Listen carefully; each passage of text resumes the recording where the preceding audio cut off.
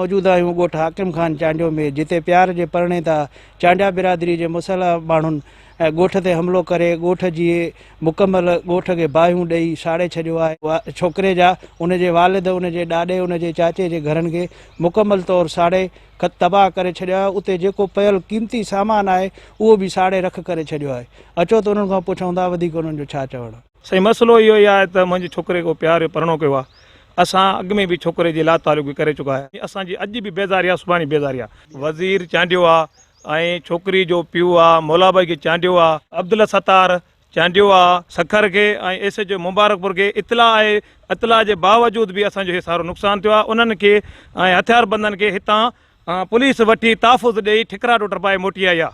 100 को माण्हू वधीक असांजे हथियारबंदनि ते असांजे घर बि साड़िया आहिनि, जेको क़ीमती सामान आहे उहो बि साड़िया आहिनि। असां हुनखे एस एच खे असां इहो बि चइबो आहे राति हमिलो थींदो, हिन टाइम ते हिकु सिपाही बि साईं न पुॻो आहे। असां राति पहिरियां एस एच खे मुतालबो कयो त असांते हमिलो थियण वारो आहे ऐं तव्हां अची करे पैकेट हणी वञे। उनजे करे बावजूद एस एच न आयो आहे। एस एच उनको बाद में आयो आहे, जेको उन्हनि जी ख़ातिरी कई आहे। मुतासिर ॻोठणनि IG Sindh DIG Sukkur SSP Sukkur ऐं ॿियनि वस वारनि खां अपील कई त जल्द खां जल्द हिन मामले जो फौरी तौरु नोटिस वठी असांखे तहफ़ुज़ फ़राहम कयो वञे। कैमरामैन मुग़ल महर सां गॾु मजीद महर, सिंध TV न्यूज़ ठिकराटो।